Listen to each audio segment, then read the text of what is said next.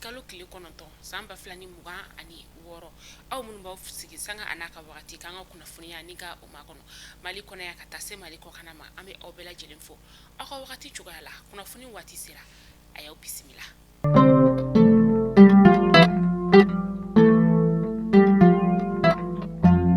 Ni muso tɔgɔla don kɛrɛnkɛrɛnnen min ni ale bɛ ɲɛnamaya san o san diɲɛ seleke naani fantan naani bɛɛ lajɛlen kɔnɔna la ni o ye 8 mars dabɔra ka se ka musolakaw ka hakɛ kɔni ni ka o di u ma o siratigɛ fɛ an ka minisiri ɲɛma ni o ye journal de division Abdoulaye Mayiga ye ale sera kunu mars kalo tile 8 san 2026 Banyagarakaw olu fɛ yen nɔ kɛrɛnkɛrɛnnenya sa cité de Ɲagabanu Tinbeli an ka minisiri ɲɛma taara an ka jamana ɲɛma ale tɔgɔ la min ni a taara laadala so kɔni ka o birigiden fɔlɔ ni ka o da min kɔni ni ale bɛ ɲɛsin laadalatigiw olu kɔni ma kuma falen kɔni tɛmɛna anu ni ɲɔgɔn cɛ ka tila tuguni ni ka se ka baaraw ka olu kɔni ni ka olu nundo ka kɛ ni musow tɔgɔla don kɛrɛnkɛrɛnnen ye. Mali Meto ale ye sɛbɛnfura bɔ kunu kari ni o bɛna mars kalo tile 8 ma san 2026 Meteo y'a yira ka fɔ ko funteni fanga kɔni ale bɛna bonya kosɛbɛ ka daminɛ bi mars kalo tile 9 san 2026 min ni température yɛrɛ kɔni bɛ se ka taa fo degré 34 ka taa se degré 45 ma o bɛ se ka to senna fo mars kalo tile 15 natɔ san 2026 ka kɛ ni funteni kɔni ale fanga bonyani a bɛ kɛ sababu ye ka jiko dɛsɛ kɔni bila farikolo ale la maa minnu bɛ yen nɔ ni olu kɔni dɛsɛbagatɔw ye ni olu ye banabagatɔw fɛnɛ ye olu kɔni ka se ka ji kɔni ka o mi sanga a n'a ka wagati hakili ka to maakɔrɔbaw la ani denmisɛnw ka taa se banabagatɔw olu ma u ka to ka ji mi sanga a n'a ka wagati Meteo ka fɔ la ko tile kɔni mana farinya kojugu maaw k'a lajɛ ka u magɛrɛ sumaya fanfɛlaw olu la walasa ka se ka tile in kɔni ka ale kɔni k'i mabɔ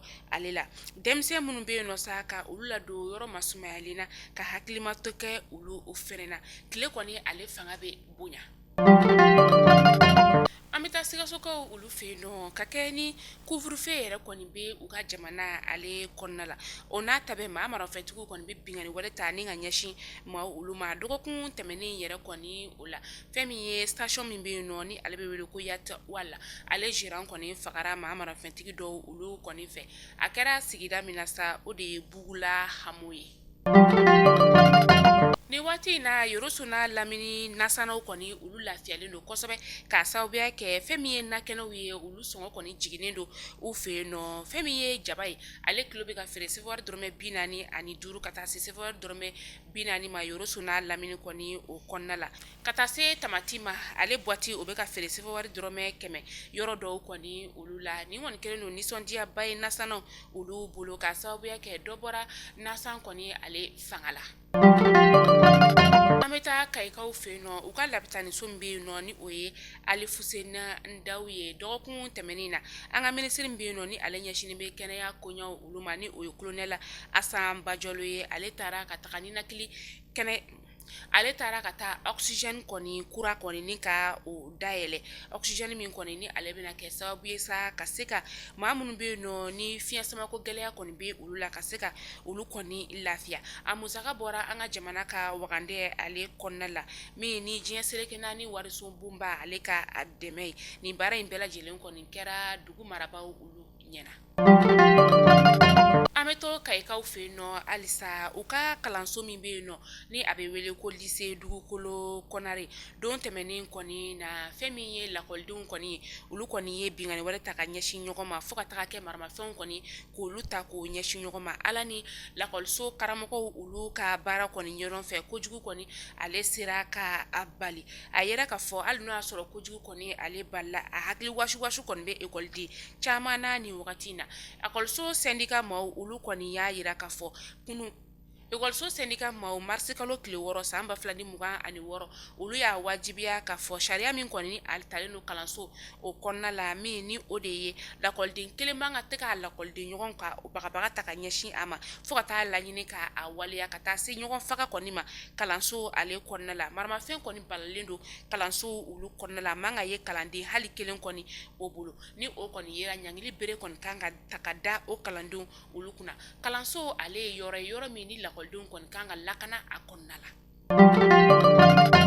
ka kɛ ni latigɛ su ale ɲɛnamayali o ye kalifa shaka haruna sangare ale ni a ka kalandenw ni o ye Xavier Al-Imanu Bilaye maaw ye u bɛna fara ɲɔgɔn kan ni ka latigɛ su ka ale ɲɛnamaya ni o ye Lailatul Kadiri a bɛna kɛ fɛn min ye marisi kalo tile 15 san 2026 a bɛna kɛ haruna sangare dagayɔrɔ yɛrɛ la ni o ye Banangabugu bole sema ye 93 logement yɔrɔ kɔni o la nin donba in yɛrɛ kɔni talen don ka bila mina min kɔnɔna la o de ye jamana kanu ale ye Kalifu Shek Haruna Sangare a kelen don ka wele bila bɛɛ lajɛlen ma an ka ɲɔgɔn sɔrɔ nin don belebele kalo tile 15 ala k'an si jɔ ka a makɔnɔ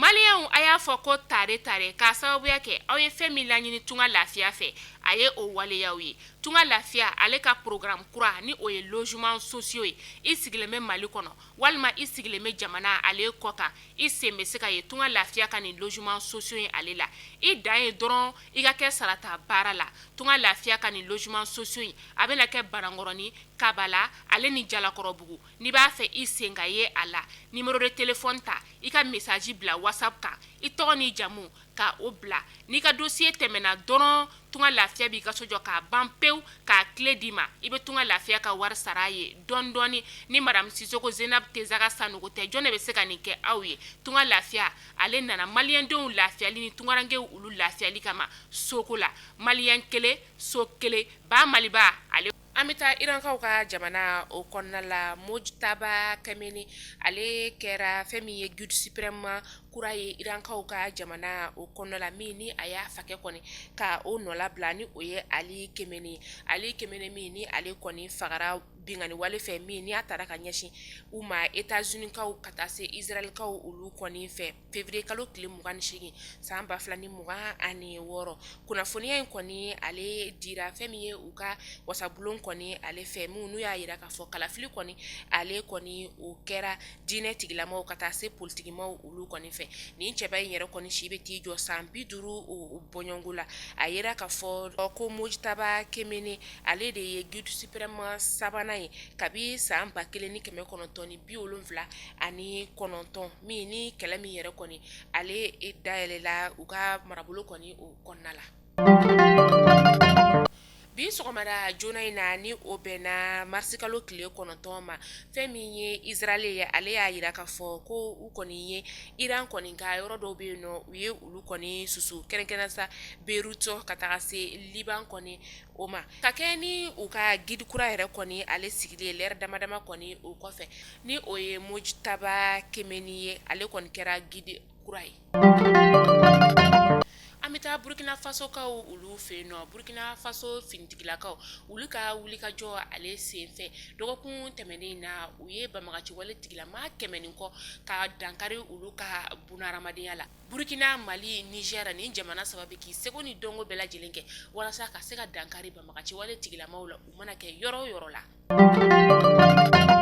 an bɛ taa Ginekaw olu fɛ yen nɔ Mamadi Dumbuya ni ale ye Laginɛ jamana ɲɛmaa ye ale kɔni seginna ka na a ka jamana o kɔnɔna la marisi kalo tile 6 tilefanatɔw kɔni dunna wagati min na a kelen kɔ ka dɔgɔkun 3 ne ka o kɛ a ka jamana kɔni o kɔ a seginna ka na a ka jamana kɔnɔ min n'a bisimilala a ka jamana kɔnɔdenw kɔni olu fɛ a bɔra a ka jamana kɔnɔna la kabi février kalo tile 13 ka taga sommet Union africaine na min n'a kɛra Addis Abeba kaw olu fɛ yen nɔ février kalo tile 14 ka taa se a tile